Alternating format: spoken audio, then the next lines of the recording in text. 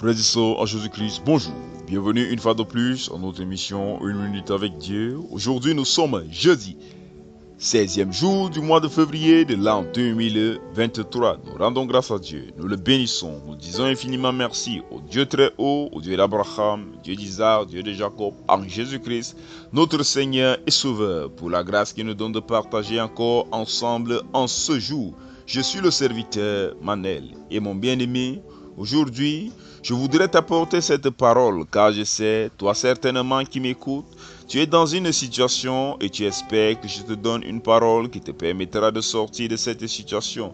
Et bien même quand nous écoutons même d'autres prédicateurs, d'autres serviteurs de Dieu, nous avons la même soif. Nous voulons recevoir une parole qui nous fera sortir de notre situation.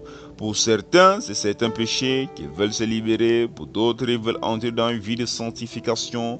Pour certains, ils veulent sortir des problèmes de santé, des problèmes financiers. Mais du moins, chacun qui nous écoute, chacun qui écoute un serviteur de Dieu, il a une soif. Le plus souvent, il a une soif il a une soif d'entendre quelque chose qui le fera sortir de sa situation. Et aujourd'hui, mon bien-aimé, ma bien-aimée, je voudrais étancher ta soif. Je voudrais apporter vraiment une parole qui te fera sortir de ta situation. Et pour cela, je voudrais qu'on lise ensemble le livre des Actes, le chapitre 3, le verset 19 et 20. Il est écrit: Repentez-vous donc, convertissez-vous pour que vos péchés soient effacés, afin que des temps de rafraîchissement viennent de la part du Seigneur. Afin que les temps de rafraîchissement viennent de la part du Seigneur et qu'il envoie celui qui vous a été destiné, Jésus-Christ. Mon bien-aimé, ma bien-aimée, voici la solution à ton problème. Je ne suis pas la solution à ton problème car je suis un homme de chair comme toi.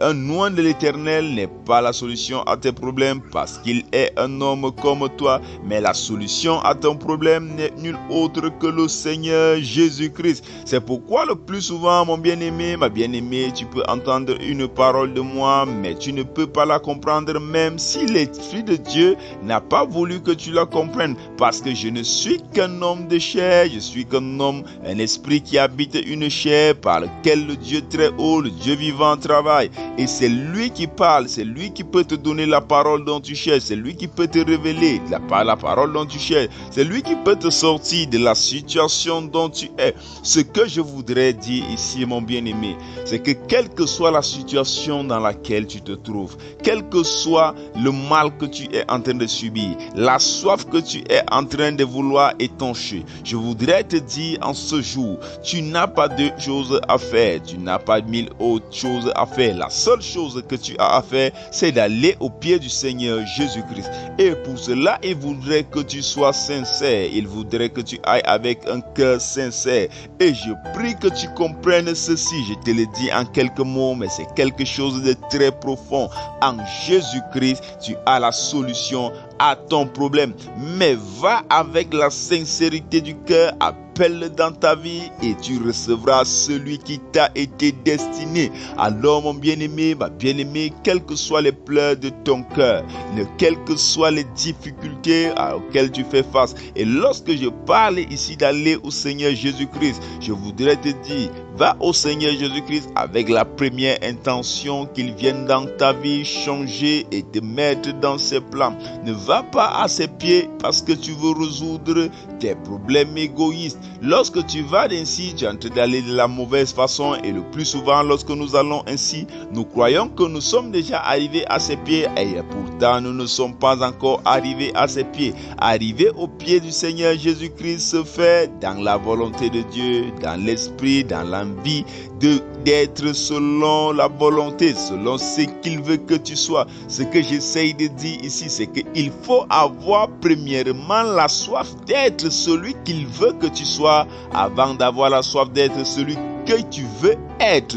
Mon bien-aimé, je veux encore bien le dire. Je voudrais que la première soif qui soit en toi, c'est d'être celui que Dieu veut que tu sois et non d'être ce que tu veux être. Et cela te donnera certainement la solution à tous tes problèmes parce qu'il te mettra dans le plan parfait qu'il a pour toi. Alors je veux que tu le saches, celui vers qui tu dois te tourner dans ta situation présente, c'est le Seigneur Jésus-Christ. Et pendant que tu te tournes vers lui, ne te tourne pas comme voulant donner un ordre de quelque chose qu'il veut faire dans ta vie, mais tourne-toi vers lui pour demander qu'il te mette dans le plan qu'il veut que tu sois. Mon bien-aimé, j'espère que tu m'as compris, mais comme d'habitude, donc, prends une position, celle qui te semble la plus humble possible, et prions ensemble, confions nos vies à Dieu. Au nom de Jésus-Christ, nous sommes en prière.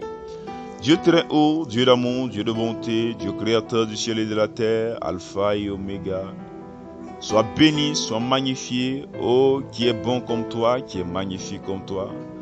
Nous élevons ces prières en cette matinée dans le nom puissant et souverain du Seigneur Jésus-Christ. Père, notre soif profonde en ce jour, c'est que tu viennes en nous et nous mettes dans ton plan parfait. Éternel vivant, éternel Dieu d'amour, nous prions afin que Seigneur, ta miséricorde soit déversée sur nous, et non point sur nous uniquement, mais souviens-toi de toute l'humanité. Ô Dieu, d'une manière spéciale en ce jour, nous intercédons pour les âmes perdues. Nous prions afin que Père éternel, tu étendes ta main et que tu suscites, Seigneur, Père éternel, ô Dieu, des événements, des hommes, Père, des soins qui permettraient à ce qu'une multitude d'âmes soient sauvées. Éternel, nous nous confions entièrement à toi. Seigneur, que ce qui trouble nos vies, Seigneur Dieu Tout-Puissant, t'appartienne.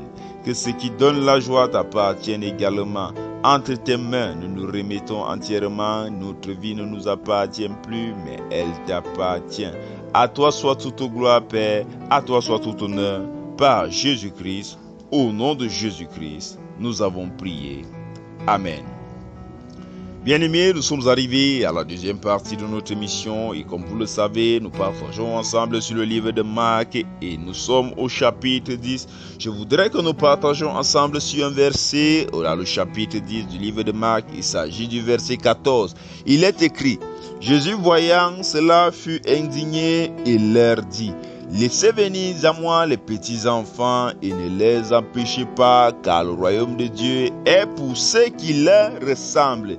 Mon bien-aimé, ma bien-aimée, je voudrais que tu le saches aujourd'hui, je voudrais que tu le comprennes aujourd'hui. Ce verset est très important, j'aime bien ce verset parce que l'Éternel résume en quelque sorte le comportement que nous devons avoir si nous voulons hériter le royaume des cieux. La Bible nous fait comprendre que nous devons avoir un cœur d'enfant. Et Jésus, aujourd'hui en parlant, je crois pour toi qui es parent, tu peux comprendre ce que c'est que le cœur d'un enfant. Le cœur d'un enfant, c'est un cœur innocent, c'est un cœur aimant. C'est un cœur que lorsque bien même qu'il fait quelque chose de mal, en réalité, il n'est pas conscient qu'il fait quelque chose de mal. Et quelle que soit la punition que tu lui donnes, quelle que soit la façon dont tu lui traites, à 5 minutes après, il a déjà pardonné. Le cœur d'un enfant, c'est un cœur aimant. Il est différent de celui d'un adulte. Un adulte, lorsque tu l'as frappé, si tu fais quelque chose dans sa vie, nous avons tendance à dire souvent, je pardonne mais je n'oublie pas. Or, regardons comment se comporte un enfant. Si tu frappes un enfant même, il peut pleurer, tu peux le frapper, mais les 5 minutes qui suivent après, il a déjà oublié que tu l'as frappé. Car oublier ici, ce n'est pas une histoire de mémoire. Il peut se rappeler que tu l'as frappé, mais il n'a aucune rancœur à cela. Il t'aime encore comme avant, il est serviable comme avant. Pour lui, il n'a aucune rancœur face à cette situation, à cause de cette situation. L'Éternel voudrait que nous ayons ce même cœur aimant. L'Éternel voudrait que nous ayons ce même cœur simplifiant. Lorsque nous le faisons, lorsque nous vivons ainsi, nous savons à ce moment que nous pouvons reconnaître que nous avons reçu l'Esprit de Dieu et que nous pouvons hériter le royaume des cieux. Mais rappelez, je voudrais que nous jumelons ce verset avec un verset du livre de Jean, le chapitre 3, le chapitre 17, le verset 3.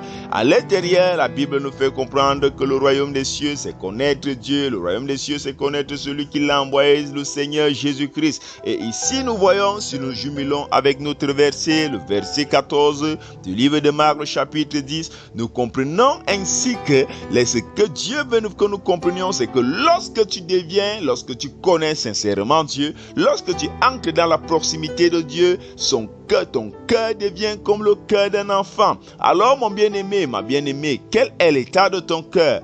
Comment est ton cœur? Est-ce que tu peux dire que ton cœur est semblable à celui d'un enfant? Est-ce que ton cœur est semblable à celui d'un enfant?